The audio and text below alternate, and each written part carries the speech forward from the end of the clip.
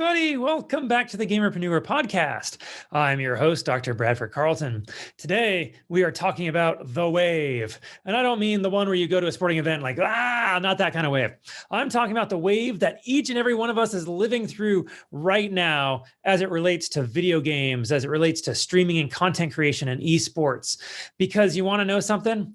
30 years ago, this stuff basically didn't exist. 40 years ago, didn't exist. It's only really been in the past 20, 15, 10, 5 years that we're really starting to see the beginnings of a wave.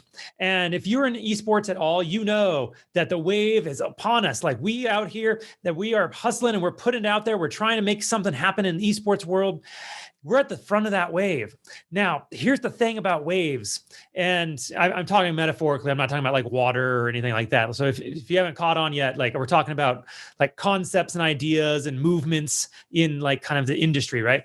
So the thing is, we've all kind of seen waves happen before, and it usually happens with new technologies or new mediums of communication. So if we think back to the radio, when like the radio was first invented, they didn't really have any sort of commercial purpose for it. It was pretty much like a government run thing. They would transmit some stuff, but then eventually somebody figured out, hey, I could like put stuff on the radio and communicate it out to people. And eventually what happened was a commercial was created. And the first commercial on the radio, like actually got a lot of hate. I don't remember the name of the book. I apologize. But there's a book that talks about like the history of advertising. Oh man, I really wish I could remember.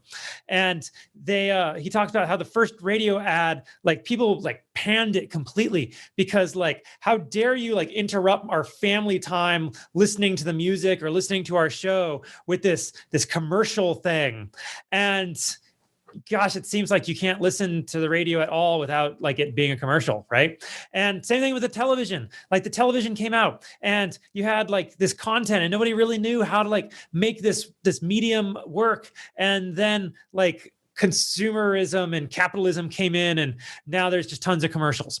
And so here we are at the beginning of this wave of kind of the gaming space and the esports and content creation streaming worlds. And at first it was like, here's your games, go play. And we all were like, yeah, I got to play my games all the time. Yeah. And eventually somebody started thinking, hey, how can I make some money off of this? And what we're seeing right now is kind of that wave really starting to stack up because more and more and more people are starting to realize just how big the gaming space is. And I had an episode, I think it was last week, where I talked about the 3 pillars of gaming. You got the content creation / streamers, you got the esports, and you got like all other gamers. Well, we're just starting to realize that, we can monetize in many different ways, those 3 different pillars. And so, a lot of people I had an episode, I think it was like 9-10 months ago.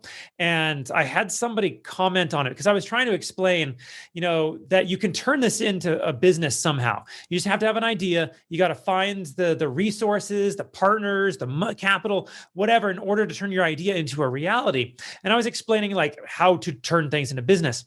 And somebody commented on it that, he didn't like what I was talking about because, the reason why he didn't like it was because gaming is supposed to be pure. It's meant to be enjoyed, and we're not supposed to interrupt our enjoyment of gaming with consumerism and capitalism and all of that. It's supposed to be just something we sit there and have fun with. And that kind of person is going to be on the backside of the wave, and they're not going to realize that their opportunity to start something, to build a business, to grow and really become a powerhouse in the space passed them by. However, those of you who are out there who are like on the forefront of esports, on the forefront of content creation, even though it's still been around for like 10 years, like, 10, 15, 20 years, right? Think about the radio, think about the television. How long have those been around for? They've been around for the television came out like late 30s, I think it was, early 40s, something like that. The radio was before that. And so these things, those are like ancient technology compared to YouTube, compared to video games, compared to esports. And so we're still trying to find our feet in the gaming world, in the gaming industry. We're still trying to figure out how to turn this into something that isn't just like, oh, I'm playing some games, right?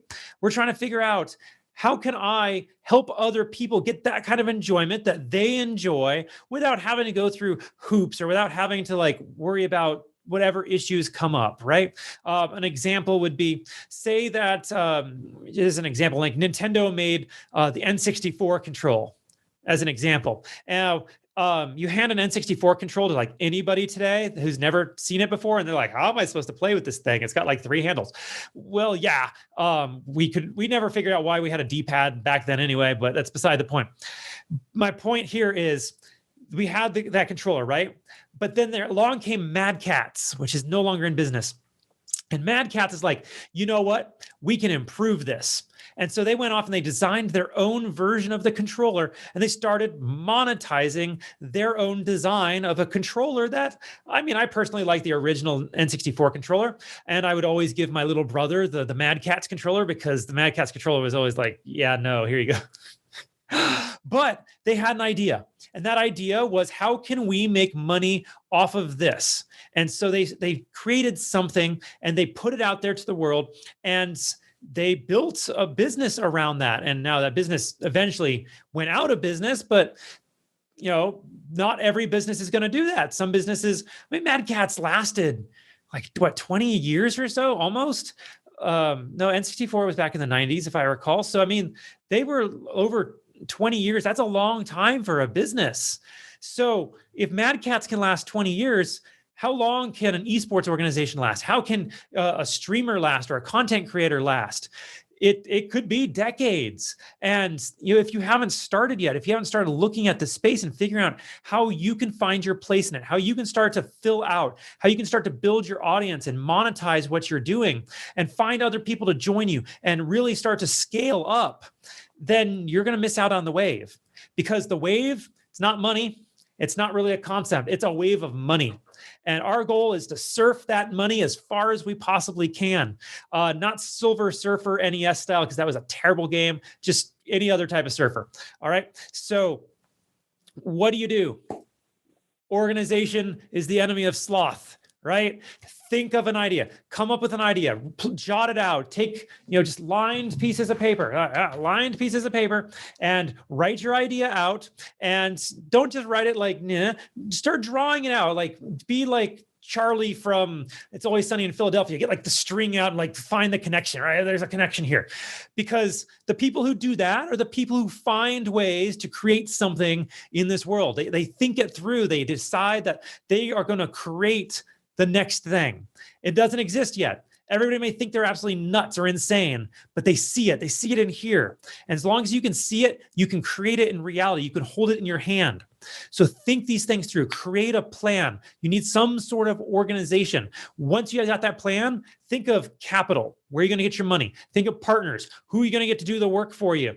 And, once you got the money and the labor covered, it's all pretty much done. And you have to manage it. You got to, build. You got to have discussions with investors. You got to do all kinds of other stuff that goes with that. It's not as simple as get the money, get the labor, right? There's more to it. But you need a plan first. Without a plan, you're not going to go anywhere. All right. So that's what I got for you all today. This one was a little exciting. You see, I had a lot of energy today. Don't be just a gamer. Be a gamerpreneur.